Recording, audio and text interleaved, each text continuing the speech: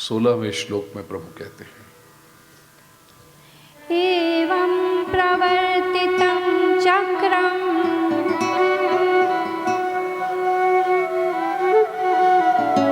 नानुवर्तयति हयः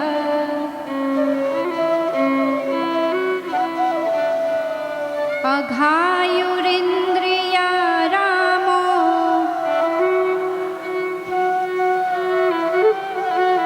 मोघं पार्थ स जीवति।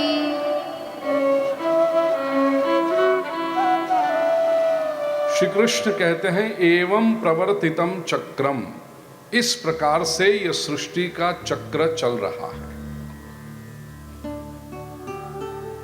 इस चक्र को यह न अनुवर्तयति, इसको जो इस चक्र का जो अनुसरण नहीं करता,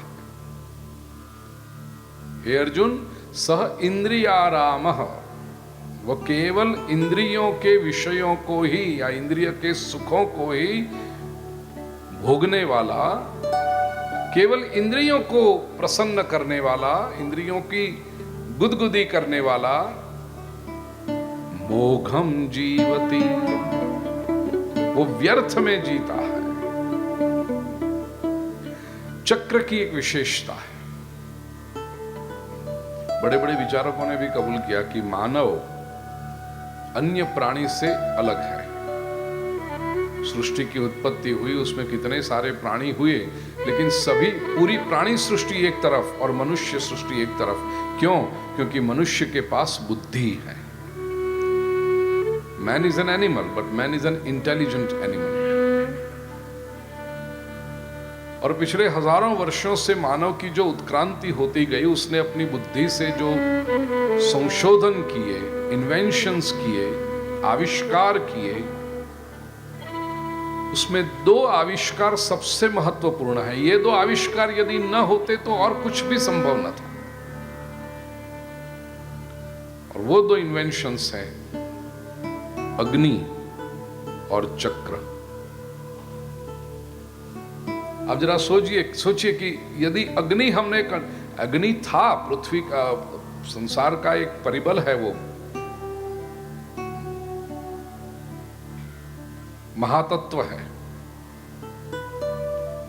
अपने आप आग लग जाती थी जंगलों में, लेकिन मनुष्य ने जो खोज की कि अग्नि को उत्पन्न किया, वो जब चाहे तब अग्नि उत्पन्न हो, वो जब चाहे तब अग्नि बंद हो, वो चाहे उतना अग्नि हो। इससे कितना अब सब हो सका। अग्नि का आविष्कार यदि न होता तो अभी तक हम कच्चे फल खा रहे होते। ये स्वादिष्ट भोजन बनता कैसे? और चक्र का आविष्कार न होता, व्हील, कितनी मशीनें, कितना कुछ। और चक्र की विशेषता क्या है? वो अपने आप चलते रहता है। ये संसार की दूसरी कोई आकृति ऐसी नहीं है जो अपने आप चलती रहे, दूसरा कोई आकार ऐसा नहीं है जो अपने आप चलता रहे।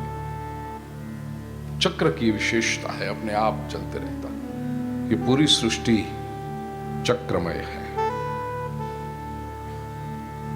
चक्र की एक और विशेषता है कि केंद्र से सारे बिंदु समान अंतर पर होते हैं, इक्विडिस्टेंट। ये संसार रूपी चक्र में भी ऐसा है। केंद्र में ईश्वर है और बाकी जो भी गतिविधियां हैं, जितने भी जीव हैं सृष्टि में, सभी जीवों का समान महत्व है। ऐसा नहीं कि एक प्राणी का विशेष महत्व है, दूसरे का नहीं है। सभी जीवों का, जो भी कुछ यहां हो रहा है, सभी का समान महत्व है। ये सृष्टि एक सिस्टम है और यहां सब जो चलता है वो सिस्टमैटिक चलता है। सारी चीजें इंटरडिपेंडेंट। संसार में केओस नहीं है, गड़बड़ घोटाला नहीं है। सांख्य दर्शन तो ये भी कहता है कि कार्य कारण संबंध है। जो भी कुछ होता है उसके पीछे कारण होता है, कारण के बिना कार्य संभव नहीं। ये सृष्टि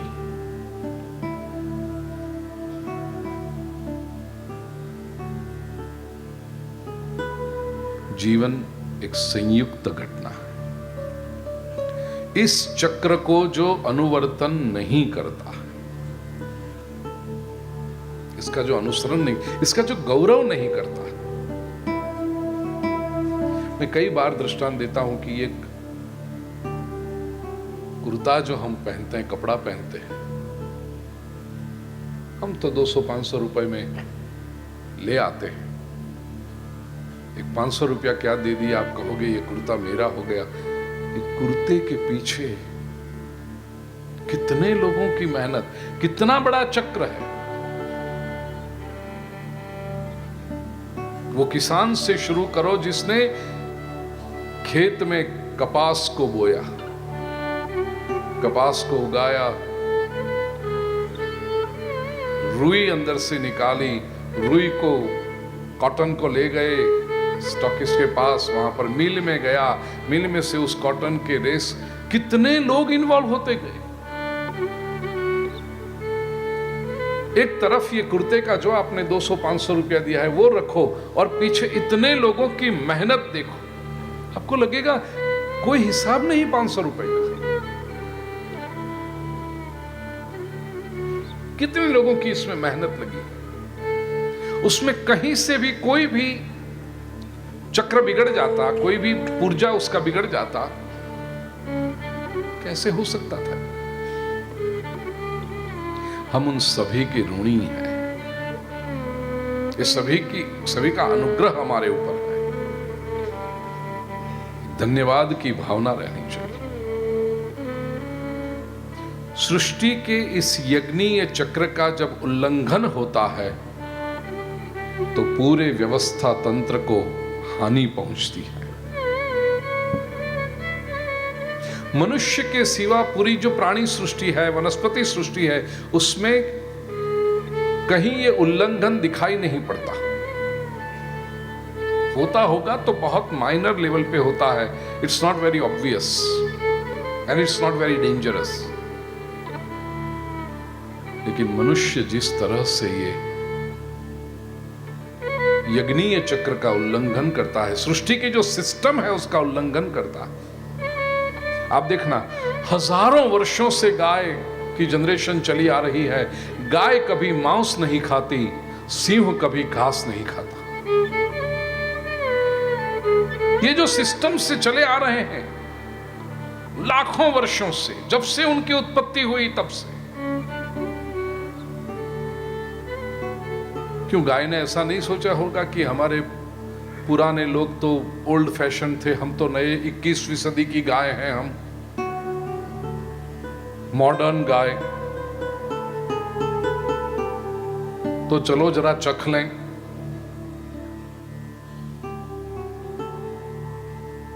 या शेर ने कभी ऐसा नहीं सोचा होगा कि लेट अस टर्न वेजिटेरियन। वो पूरी जो सृष्टि का क्रम है उसका पालन करते। एक मनुष्य है, वो सब खाता है, कुछ छोड़ता नहीं, कोई नियम नहीं, कुछ नहीं। सृष्टि चक्र में बाधा उत्पन्न करते हैं। परमात्मा ने जो हमें इच्छा स्वातंत्र दिया है, कर्म स्वातंत्र दिया है, हमारी जिम्मेदारी और बढ़ जाती है। क्योंकि प्रभु ने फ्रीडम ऑफ विल और फ्रीडम ऑफ एक्शन दिया, उसके साथ हमें विवेक बुद्धि दी,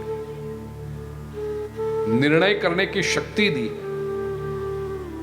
हम चाहे जो इच्छा कर सकते हैं, हम चाहे जो कर्म कर सकते हैं, लेकिन साथ में प्रभु ने हमें विवेक शक्ति दी है कि वो तय करें हम क्या करें और क्या न। शक्ति तो है, गलत कर्म भी करना चाहे तो इच्छा हो सकती है गलत कर्म की, और वो करने की शक्ति भी है। लेकिन बुद्धि, विवेक जहां है वो हमें रोकना चाहिए, मैं ये न करूं। वो विवेक जब चला जाए हमारी जिम्मेदारी बहुत है। नहीं तो जितना व्यक्ति आधुनिक होने जा रहा है उतना ही वो अपने आप पर हानि पहुंचा रहा है, पूरी सृष्टि पर हानि पहुंचा रहा है। मुझे एक शायर की पंक्तियां बड़ी पसंद है। शेर, नई हवाओं की सौबत बिगाड़ देती है। जितना भी नया आया वो सब अच्छा ही है ऐसा मत मानना। नई हवाओं की सौबत बिगाड़ देती है, कबूतरों को खुली छत बिगाड़ देती है। Uncontrolled freedom. कबूतर है ऐसे तो बड़ा इनोसेंट, लेकिन उसको भी खुली छत मिल जाए। नई हवाओं की सौबत बिगाड़ देती है, कबूतरों को खुली छत बिगाड़ देती है। जो जुर्म करते हैं वो इतने बुरे नहीं होते, सजा न देकर के अदालत बिगाड़ देती है।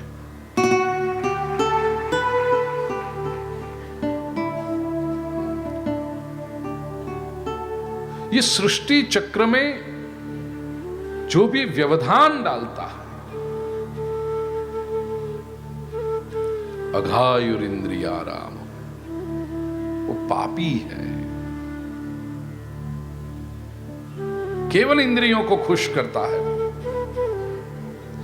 प्रिय स्वजनों, जीवन जीने के केवल दो ही ढंग हो सकते हैं, या तो सृष्टि के क्रम के अनुसार जियो या सृष्टि के क्रम से विरुद्ध जियो। अनुवर्तयति और न अनुवर्तयति,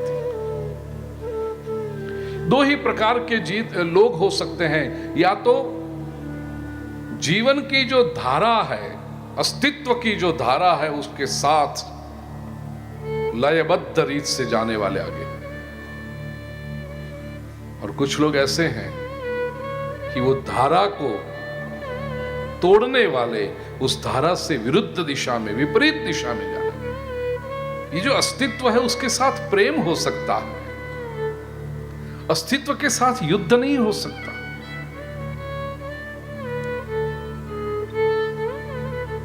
पश्चिम और पूर्व में ये बहुत बड़ा अंतर है।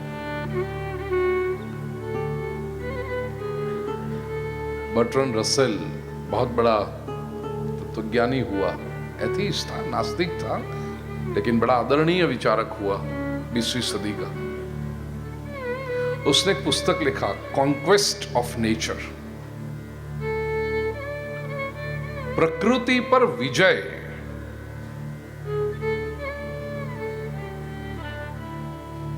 ये पश्चिम की विचारधारा है। वे प्रकृति पर विजय पाना चाहते हैं। हम प्रकृति का पूजन करते हैं, हम सूर्य का पूजन करते हैं, हम चंद्र का पूजन करते हैं, हम नदी का पूजन करते हैं, हम वृक्ष का पूजन करते हैं, हम तुलसी का पूजन करते हैं, हम गाय का पूजन करते हैं, हम प्रकृति का पूजन करते हैं। ये भगवान श्री कृष्ण कहते हैं। और ये इस श्लोक का आधार लेकर यदि मैं कहूं, अघायु पापी व्यक्ति है, पाप रूप जीवन जीने वाला है। कृष्ण ने ये एनवायरनमेंट के बारे में और इकोलॉजी के बारे में 5300 वर्ष पहले जो शब्द कहे हैं, पापी कौन है? जो प्रकृति के विरुद्ध जीवन जीता है वो पापी है। और पुण्यात्मा कौन है? जो प्रकृति के अनुरूप जीवन जीता है वो पुण्यात्मा है।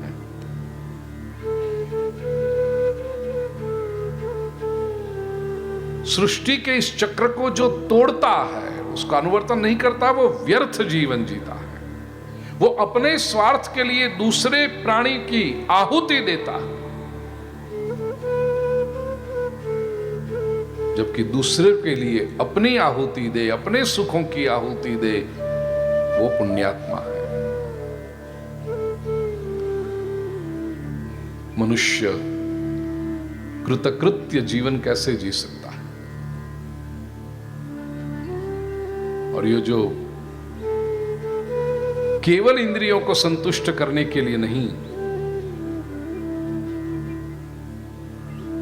लेकिन सृष्टि में पुण्य की वृद्धि हो ऐसे जो जीते हैं, कर्मयोग करके जो जीते हैं,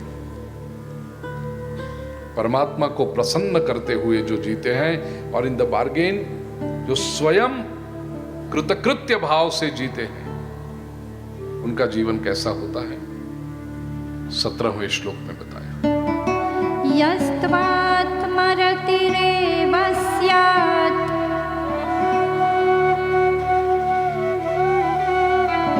आत्मतृप्तश्च मानवः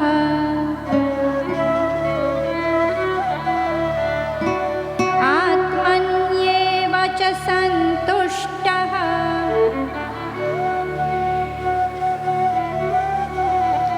तस्य कार्यं न विद्यते।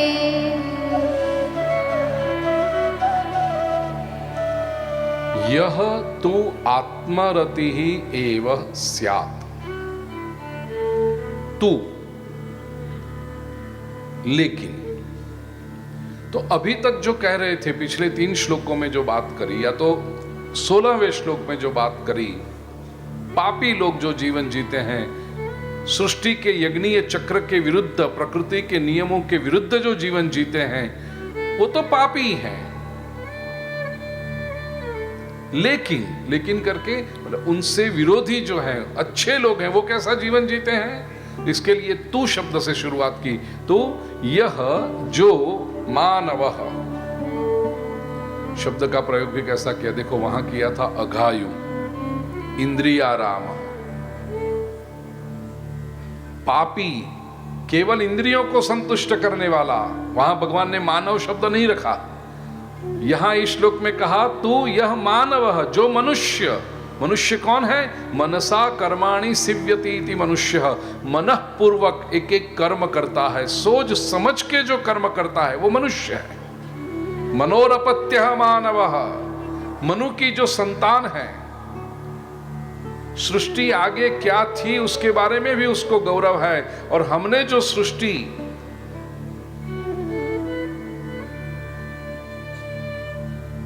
पाई है पीढ़ी दर पीढ़ी, एक वारिस बनकर आए हैं हम, तो आगे आने वाली पीढ़ियों के लिए भी हम ऐसी अच्छी सृष्टि छोड़कर जाएं, वो कैसे होगा? तो ये मानवाः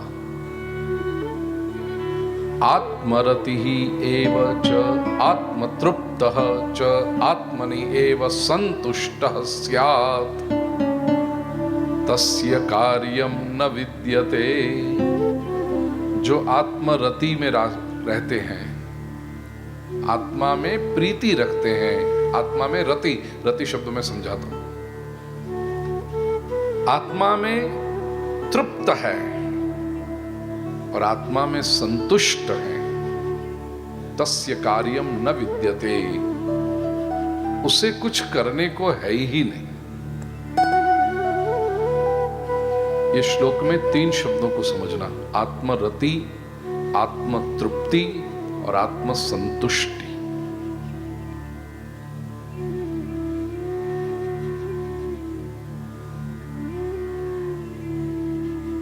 आत्मरति क्या है? आत्मा में जिसकी रति है।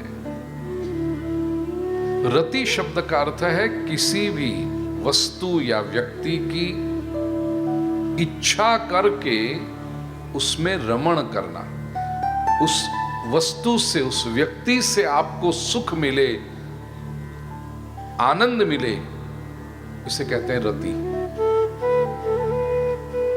थोड़ा और गहन जाएं,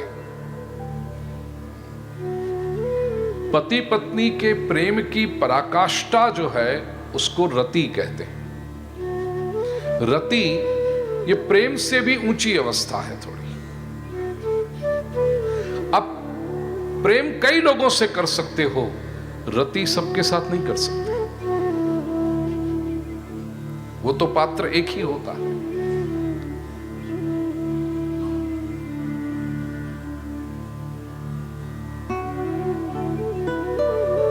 प्रेम में और रति में अंतर क्या है? मैं शास्त्रीय परिभाषा में समझाने का प्रयास करूं। बिल्कुल व्यासपीठ की मर्यादा में रहकर। प्रेम में कुछ पाने की उत्कटता है, उत्कंठा है। प्रेम में कुछ अधूरापन होता है। मिले मिले मिले। प्रेम में एक प्रतीक्षा है। रति में मिलन का समाधान है।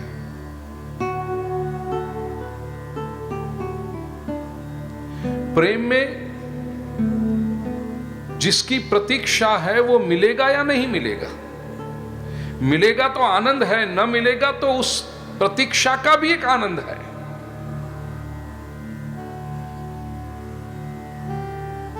प्रेम प्यासा होता है। रति वो है जिसके सामने अब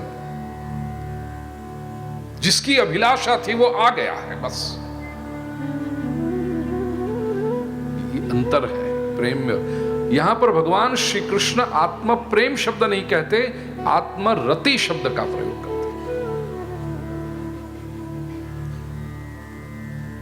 आत्मा में जो रममान रहता है, इसका अर्थ ये जो इस स्थिति पर पहुंचे हुए कर्मयोगी को, शुरुआत में तो उसने कर्म किए, फिर कर्म को विशुद्ध करता गया। हम पिछले 4 दिनों से ये चिंतन कर रहे हैं, आज 5वां दिन है अपना।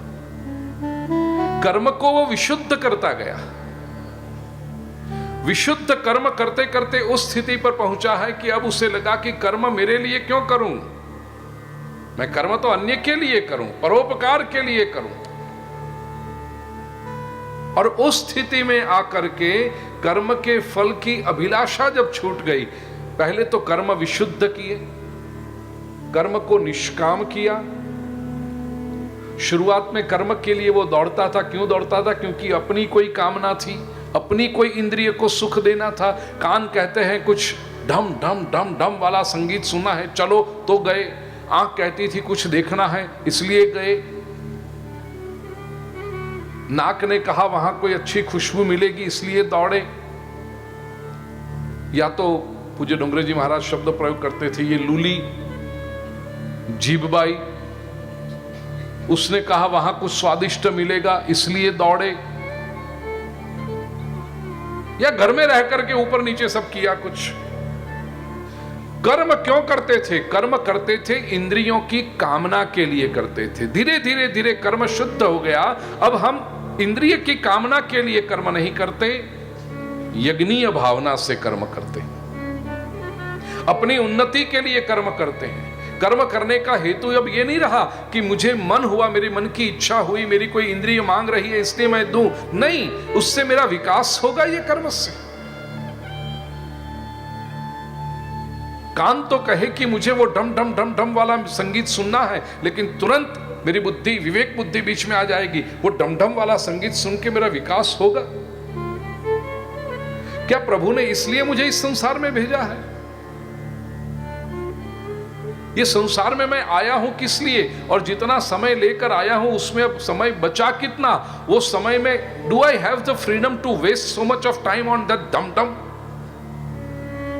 मेरे पास उतना समय है कि मैं उसके पीछे बिगाड़ूं? ईश्वर के सन्मुख जाकर खड़ा रहूंगा तो उसे उत्तर क्या दूंगा कि प्रभु तूने मुझे ऐसा सुंदर शरीर दिया, मन दिया, बुद्धि दी, शक्ति दी, और मैंने किया क्या? डम डम। ये चिंतन आता है मनुष्य के मन में, कर्म विशुद्ध होते जाते हैं। उसके ऊपर की स्थिति आई कि प्रभु मेरा जीवन तो तू चला रहा है, अपने लिए बहुत हो गया, कितना दौड़ूं मैं? केवल अपने लिए न जीऊं, मैं औरों के लिए जीऊं। ये यज्ञीय कर्म हुआ। और इस स्थिति पर आकर अब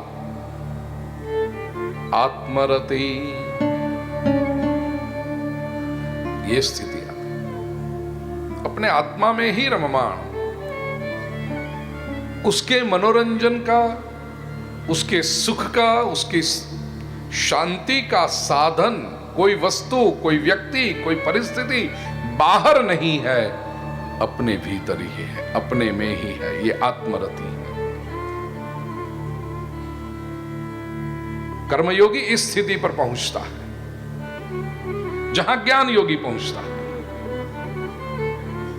यस्यात्मरतिरेव स्यात्। अब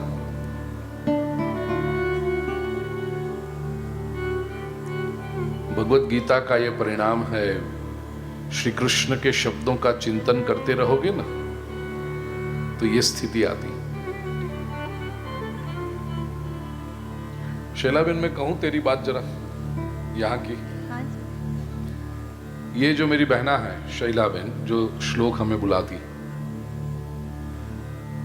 पिछले 20-25 वर्षों से तू है बहना साथ में जुड़ी हुई। पिछले 20 वर्षों से प्रवचन सुनती हैं, भागवत की कथा सुनती हैं, जहां जहां मुंबई में हो, जहां जहां अनुकूल हो, क्योंकि उसका भी परिवार है, पति है, संतान है, दादी माँ बनी हुई है, तो जहां जहां अनुकूल हो वहां आती है बहना शैला। अपना ये तीसरा अध्याय है, पहले 2 वर्ष भी आई थी, अब आती है अकेली। 1-2 बार उसके पतिदेव उदय भाई भी आए थे यहाँ पर, तो निवास जो सत्कर्म परिवार के अपने घर हैं नजदीक के, हो जाता था सैटेलाइट एरिया में। इस बार सबके वहां ब्याह है, कुछ ना कुछ प्रसंग है, तो पहली बार यार ये बहना अपने कैडिला के गेस्ट हाउस में रुकी है। नहीं एमा हूं ताड़ियों पाड़वानी, सांभळो ज खरा।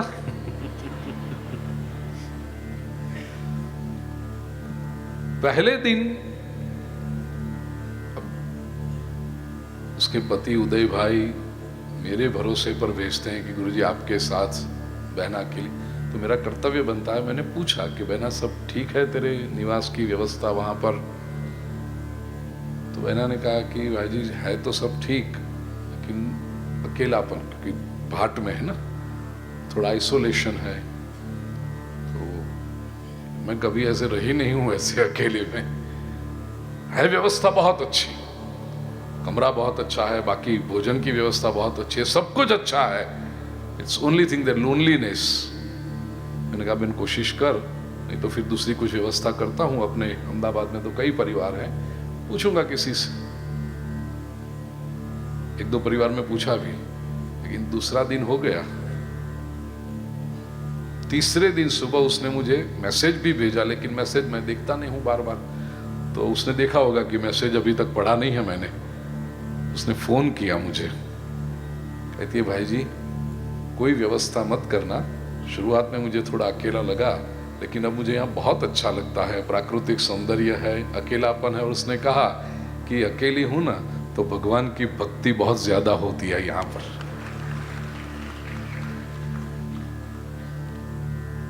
मेरे मन में विचार आए, ये श्लोक मेरे उस समय मेरे ये अभ्यास चल रहा था, मैंने कहा ये देखो। और फिर वो खुद बोली कि इतने वर्षों से मैं आपकी कथा सुनती हूँ, आप भागवत कथा में भी लोनलीनेस एंड अलोननेस, जो प्रताप बापड़े मृत्युनी तैयारी बात करिए ना, त्यारे मृत्यु की तैयारी की जब बात करते हैं तब मैं कहता हूं हमेशा कि थोड़ा सा अकेले रहने का अभ्यास करो, learn to be alone and enjoy your aloneness. अकेले रह करके यदि आपको एकांत लगने लगे, अरे अकेले पड़ गए, कुछ चाहिए, तो समझना कि कुछ गड़बड़ अंदर है। और एकांत का जब आनंद आपको आने लगे तो समझना कि आत्मा का विकास हो रहा है। मने बेने हंबड़ावी सरस रीते कि भाई जी आप जो कथा में कहते हो बार बार, उसका मुझे यहाँ मौका मिला है और मैं अकेलेपन का यहाँ उत्सव मनाना चाहती हूँ। अब मुझे कोई व्यवस्था नहीं करनी। कल तो मुझे और आगे कहा, मैंने कहा बहना ये वर्ष के लिए है, फिर तो अगले वर्ष में कोई लोगों की ब्याह तो होंगे नहीं, सब अपने परिवार जो नजदीक के हैं वो हो जाएगा व्यवस्था। कहते नहीं, अब अगले वर्ष से भी मुझे यहीं रहना है। एकांत का मुझे इतना आनंद आने लगा है, कहते अगले वर्ष से भी मैं यहीं रहूंगी। आत्मरति प्रिय स्वजनों, इसका अभ्यास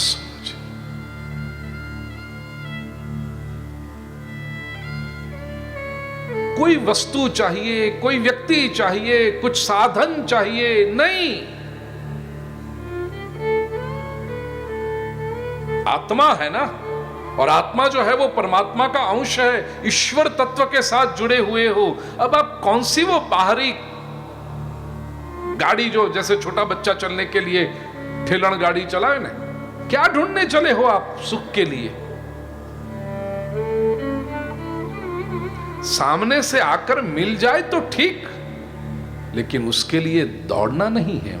उसके बिना हम अधूरे हैं, ये बात ना आनी चाहिए। भगवान श्री कृष्ण यहां 17वें श्लोक में पहली बात ये कहते हैं, यस्त्वात्मरतिरेव स्यात्, आत्मरति चाहिए। देखिए, भक्ति मार्ग और ज्ञान मार्ग में जो अंतर है, भक्ति मार्ग में क्या है, वस्तु की लालच का अभाव होता है। मुझे ये मिले, मुझे वो मिले, मुझे ऐसा व्यक्ति, वो लालच नहीं रहती भक्ति मार्ग में। जबकि ज्ञान मार्ग में वस्तु की इच्छा का ही अभाव होता है, इच्छा ही न जगे। यह आत्मरति की स्थिति है।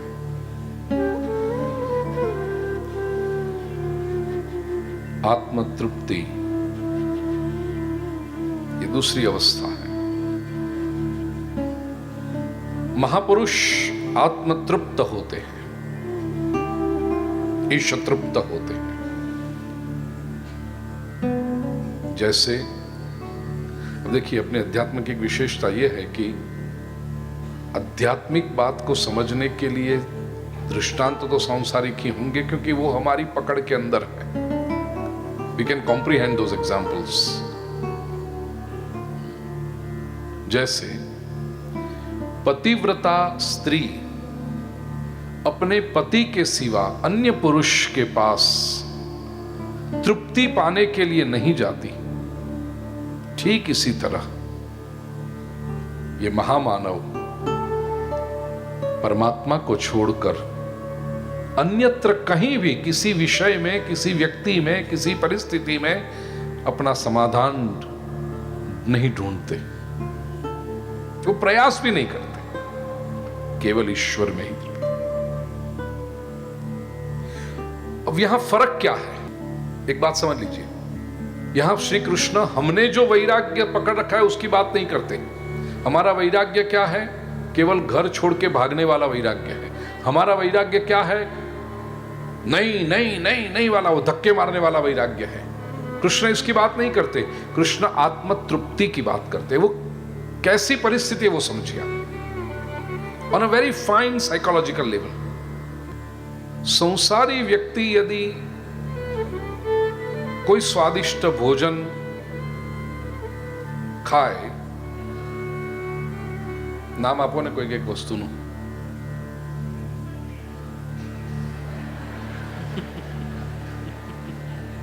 જબરા ભાઈ કાજુ કતરી વાળા બોલો, જામ ગીરી ત્યાં તો એટલે કેટલી તલપ હશે વિચાર કરો એટલી। હજી આપણે તો વિચાર કરીએ છીએ કે કોઈક આઈટમ ત્યાં તો બૂમ પાડીને પ્રગટ થઈ।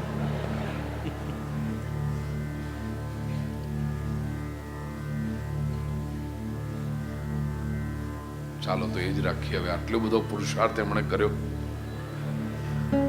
કાજુ કતરી।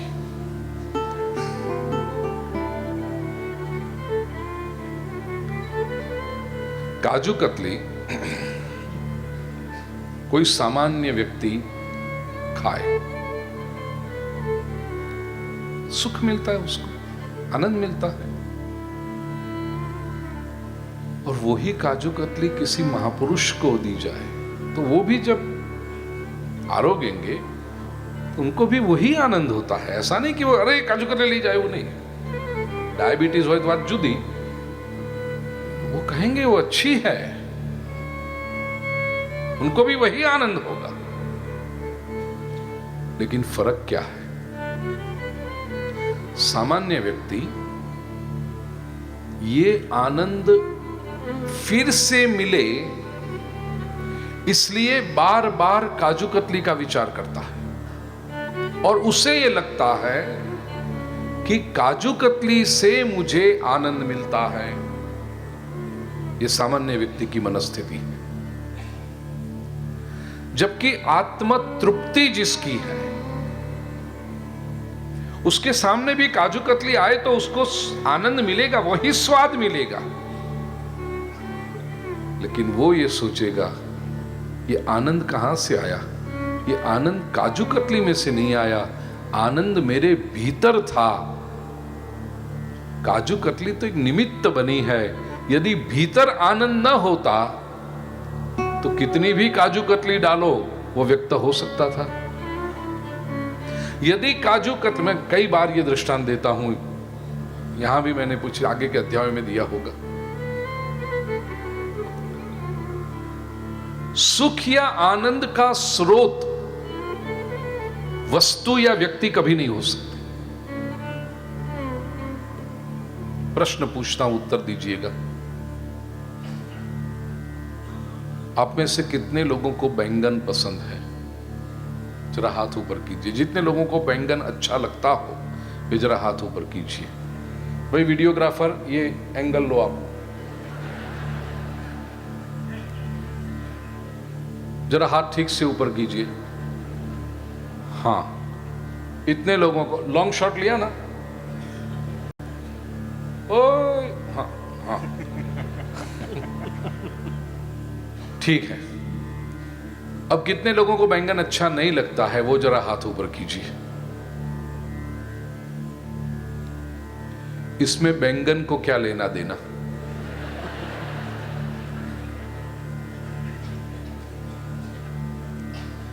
बैंगन केवल होता है, बैंगन न अच्छा होता है न बुरा होता है, बैंगन केवल होता है। यदि बैंगन अच्छा होता तो आप सब लोग हाथ ऊपर करते हुए बैंगन अच्छा है, एक व्यक्ति का भी हाथ नीचे नहीं रहना चाहिए था। और यदि बैंगन बुरा होता तो सभी का हाथ बुरे में होना, ऊपर होना चाहिए था, एक भी व्यक्ति उसे अच्छा नहीं कहना था। कुछ लोगों ने अच्छे में हाथ ऊपर किया, कुछ लोगों ने बुरे में हाथ ऊपर किया। इसका अर्थ ये अच्छा या बुरा आपके मन की बात है, बैंगन को उससे कुछ लेना देना नहीं। आप प्रोजेक्ट करते हो। प्रिय स्वजनों, सामान्य व्यक्ति यह सोचता है कि मैं काजू कतली खाता हूं तो मुझे आनंद आता है, तो उसके आनंद का स्रोत कहां है? काजू कतली में। जबकि ज्ञानी व्यक्ति, कर्मयोगी व्यक्ति आनंद वो ही पाता है, लेकिन उसको पता है आनंद का स्रोत मेरे भीतर है, इसलिए आनंद व्यक्त हो रहा है। यदि आनंद का स्रोत मेरे भीतर है तो वो स्रोत काजू कतली से ही खुले, ऐसा मैं क्यों रखता हूं? वो काजू कतली के बिना भी खुल सकता है, क्योंकि स्रोत तो भीतर है ना। फिर ये नहीं हो सकता कि सामने करेला भी आ जाए तो अंदर का आनंद तो वो ही निकले। बात समझ में आ रही है? आनंद का स्रोत भीतर है।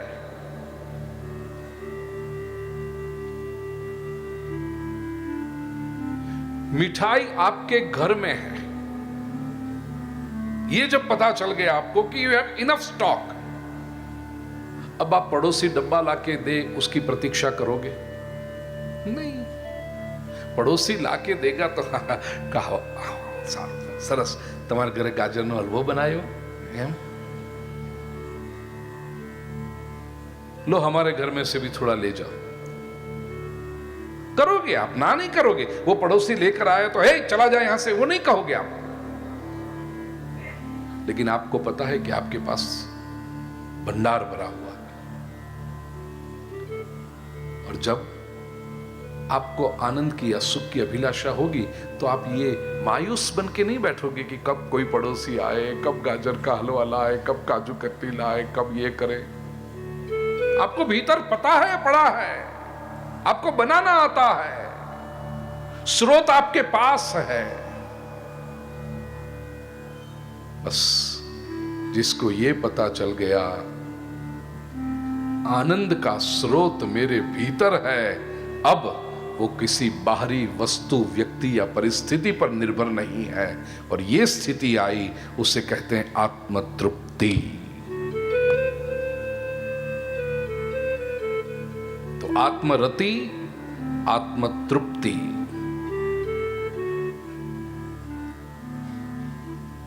और तीसरी स्थिति है आत्मसंतुष्टि।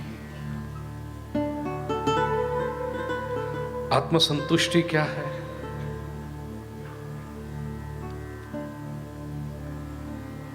संतुष्टि और तृप्ति अलग अलग है। व्यवहार में हम दोनों को एक समान समझते हैं, तृप्ति और संतुष्टि, लेकिन आध्यात्मिक परिभाषा में अलग है। कैसे? दृष्टांत से समझाओ। भोजन के लिए आप बैठे हो, बहुत स्वादिष्ट भोजन, 3 प्रकार की सब्जियां, 4 प्रकार के नमकीन, 5 प्रकार की मिठाइयां, और एक एक आइटम स्वादिष्ट। मतलब आप ये तय नहीं कर सकते कि भिंडी की सब्जी अच्छी है या बैंगन की अच्छी है या आलू की अच्छी है, सब अच्छी। करके डकार आया, तृप्ति हो गई। अब कोई पूछे कैसा रहा भोजन? बहुत अच्छा था। और कुछ चाहिए? नहीं। कैसा रहा? पापड़ होता ना मूंग का तो अच्छा लगता। देखिए, आप संतुष्ट, ऐसा नहीं कि आप अधूरे रह गए, कुछ कम खाया या एक सब्जी के प्रति शिकायत थी आपकी, ऐसा कुछ नहीं। सब अच्छा था, आपको अच्छा लगा भी, आपको स्वादिष्ट लगा, आप प्रसन्न है उससे। लेकिन मूंग का पापड़ रहता ना, तो अच्छा लगा, वो तृप्ति, लेकिन अभी तक वो मूंग के पापड़ की इच्छा बनी रही। वो भी जब ना आए तब उसे कहते हैं आत्मसंतुष्टि। No complain, what it is, it's just perfect. इसमें कोई चेंज हो ही नहीं सकता, इससे बेहतर हो ही नहीं सकता। अब जरा शांति से आज शाम को आप घर जाएं तो जरा सोचना इनके बारे में। जीवन में ऐसे कितने क्षण आपके पास आए जहां पर आपने आत्मरति, आत्मतुष्टि और आत्मसंतुष्टि का अनुभव किया। आत्मरति, आत्मतृप्ति और आत्मसंतुष्टि, एक एक से बढ़कर ये स्टेजेस। आत्मरति पे आना वो ही बहुत बड़ी बात है। वहां से आगे चलकर आत्मतृप्ति और आत्मसंतुष्टि, ये स्थिति पर जो पहुंचा, भगवान श्री कृष्ण कहते हैं तस्य कार्यम न विद्यते। अब उसको कुछ करने को रहा ही नहीं।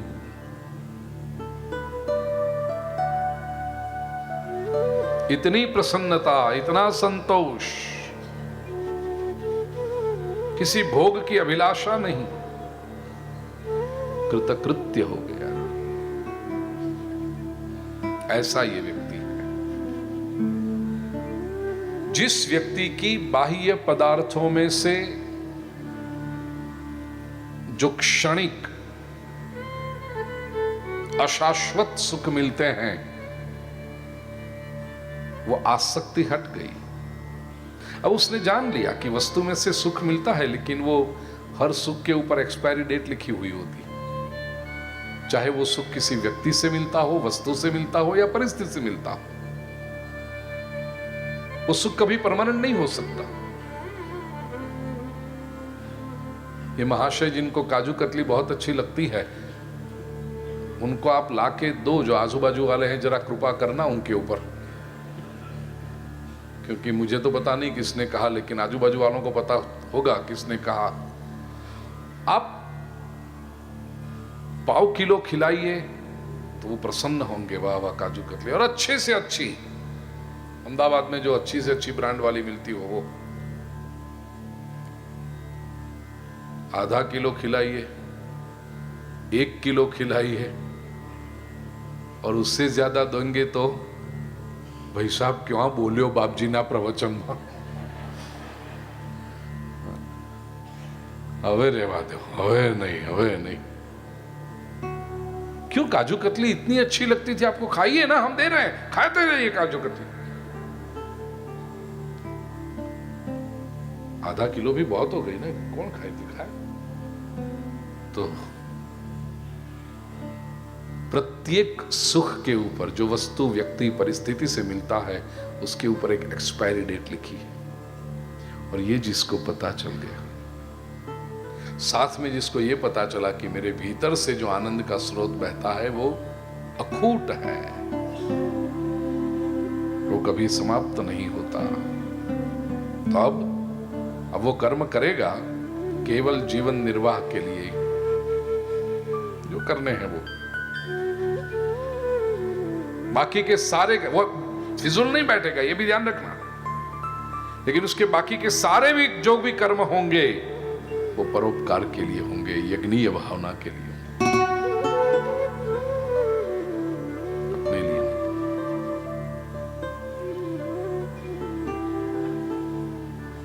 तस्य कार्यम न विद्यते। और याद रखना प्रिय स्वजनों, अब जीवन में कंपनी तो ढूंढते हो सबकी, क्योंकि हम मनुष्य हैं, लोगों का साथ चाहिए, सहकार चाहिए, संबंध चाहिए, लेकिन ऐसे किसी व्यक्ति को ढूंढना जो आत्मरति, आत्मतृप्ति और आत्मसंतुष्टि में जीता। जिसने आत्मसंतुष्टि का अनुभव नहीं किया, असंतुष्ट व्यक्ति के साथ रहोगे ना, वो आपको भी सुख से नहीं जीने देगा।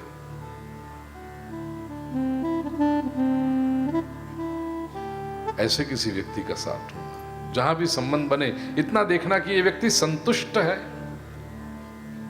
उसके आनंद का स्रोत भीतर से प्रकट हो रहा है, निज आनंद में मस्त रहता है ये व्यक्ति। जो सतत असंतुष्ट होगा वो आपके सुख को भी छीन लेगा। खलील जिब्रान ने एक बड़ी सुंदर कहानी लिखी है, बड़ी छोटी सी लेकिन प्यारी। एक शहर था और शहर में एक होटल थी। सुबह के समय स्वाभाविक रूप से होटल में भीड़ भाड़ जरा ज्यादा थी, लोग ब्रेकफास्ट के लिए आ रहे थे, नाश्ते के लिए आ रहे थे। तो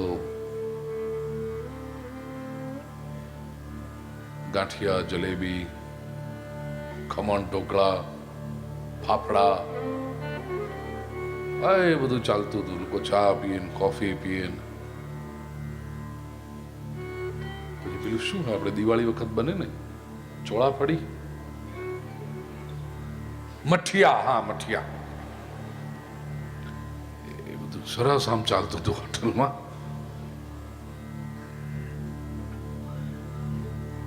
બધા ઓર્ડરો આપે, ફટાફટ વેઇટરો બધું सर्व करते थे। और वो लेने के बाद चाय, कॉफी, किसी को उकाड़ो, चलता था सब। ग्राहकी बहुत अच्छी थी। सेठ काउंटर पे बैठा था, फटाफट बिल आते थे, ग्राहक लोग तृप्त होकर के निकलते थे, पैसे चुकाते थे, गल्ला में खड़िंग खड़िंग खड़िंग हम पैसा पड़ता था। अच्छा माहौल था। उतने में एक शेर और एक लोमड़ी शियाल, फॉक्स, घूमते हुए वहां आए, होटल में आए। होटल में जहां ये लोमड़ी और शेर आए, अफड़ा तफड़ी मची गई भाई। भागो भागो, ये होता है बधु छोड़ी भागे। 30 सेकंड के अंदर तो पूरी होटल खाली। और शेर और शियाल ये कुछ देखते नहीं है, वो तो देखा कि वही सब होटल खाली, वो एक टेबल खाली है, उसके ऊपर जाके बैठ गया शेर, बाजू में लोमड़ी बैठी। वेटर सब डर के मारे अंदर चले गए थे। वो सेठ भी काउंटर में नीचे दब गया था, ऐसे दिखाई न पड़े से। शेर बैठा और टेबल के ऊपर ऐसे बजाने लगा, वो लोमड़ी भी बजाने लगी। 2 मिनट 5 मिनट हुई, धीरे से सेठ ने ऐसे सर ऊपर किया, क्या हो रहा है? देखा तो शेर टेबल पे बैठा हुआ है, बाजू में लोमड़ी बैठी हुई है कुर्सी पर, और ऐसे ऐसे राह देखते हैं कि वेटर कब आए। सेठ ने देखा ये तो कुर्सी पे बैठे हैं। उसने वो इंटरकॉम से अंदर वेटर को कहा, अरे ये लोग तो नाश्ता करने आए हैं। वेटर के साहेब સિંહ છે, હા પણ હવે તો જો આઈને ખુરશી પર બેઠો છે। ऑर्डर ले, नई ग्राहकी खुल रही है, आखू नवू क्लाइंटेल। अभी तक तो केवल मनुष्य आते थे, अब ये लोग भी आने लगे। આપણે ફાફડાની આટલી બધી પ્રતિષ્ઠા, शेर भी आने लगा। साहब ने बोला तो फिर वेटर को तो जाना पड़ेगा, नहीं तो नौकरी नो सवाल है। तो वेटर हाथ में डायरी और पेन लेकर के डरता हुआ, घबराता हुआ शेर के पास तो जाए नहीं, लोमड़ी के पास जाके खड़ा रहा और पूछा कि साहब आपको क्या चाहिए? लोमड़ी ये पेलू बोर्ड मार्यु है ने, 200 ग्राम फाफड़ा, 200 ग्राम जलेबी અને 100 ગ્રામ ખમણ ઢોકળા, અને हाँ પછી एक कप चा। उसने लिखा 200 ग्राम फाफड़ा, 200 ग्राम जलेबी, 100 ग्राम खमण ढोकला और 1 कप चाय। जी साहब ये आपके लिए, और ये बड़े साहब के लिए। लोमड़ी ने कहा नहीं वो बड़े साहब कुछ नहीं लेंगे। तो वेटर ने कहा क्यों, वो नाश्ता नहीं करेंगे, उनको भूख नहीं लगी? लोमड़ी कहती है मैं यहां बैठा हूं ना, वही सिद्ध करता है कि उसको भूख नहीं लगी।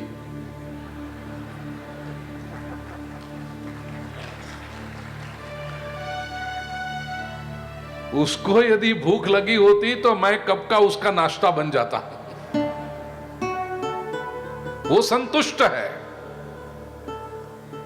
खलील जिब्रान ये कहानी लिखते हैं, कहते हैं जिसकी भी कंपनी आप ढूंढो, जिसके साथ संबंध बांधो, इतना देख लेना कि वो आदमी स्वयं संतुष्ट है, क्योंकि वो यदि संतुष्ट नहीं होगा तो पहला हाथ वो आपके ऊपर ही मारेगा। जीवन में किसी भी प्रकार का संबंध बनाओ, आप किसी के साथ मैत्री करो, किसी के साथ पार्टनरशिप करो, किसी के साथ रोटी बेटी का व्यवहार संधि बनाओ, जो भी संबंध आप बनाओ, पड़ोसी जिसी भी प्रकार, इतना करना, पहली बात ये देख लेना वो व्यक्ति संतुष्ट है।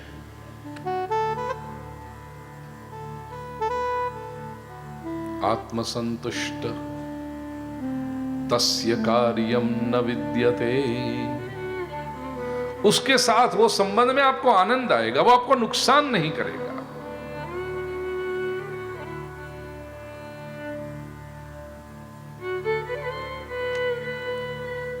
कार्य करने की आवश्यकता कब पड़ती है? भगवान जो अंतिम चौथे चरण में कहते हैं ना, तस्य कार्यम न विद्यते। कार्य करने की आवश्यकता कब पड़ती है?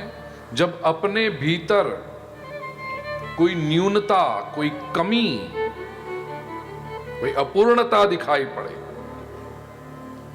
तब कार्य करना पड़ता है। और दूसरा, मैं दुखी हूं, कोई वस्तु, व्यक्ति या परिस्थिति मुझे सुखी कर पाएगी, ऐसा जब व्यक्ति को लगता है, तब उस वस्तु, व्यक्ति या परिस्थिति को पाने के लिए कार्य करना पड़ता है। लेकिन ये दोनों न हो, न भीतर कोई दुख हो। बाहरी परिस्थिति विपरीत हो सकती है, लेकिन भीतर दुख नहीं, और भीतर कोई अपूर्णता भी नहीं, कोई कमी भी नहीं, कोई न्यूनता भी नहीं। तस्य कार्यम न विद्यते।